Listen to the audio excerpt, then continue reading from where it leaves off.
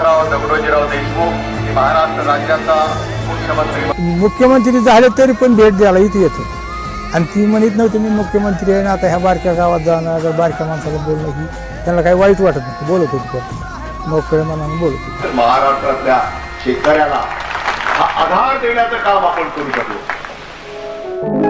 साहेब आमच्या गावाला येत होते, मोटरसायकलवर यायचे, सायकलवर यायचे, सगळ्या शेतकऱ्याला संपर्क साधायचे.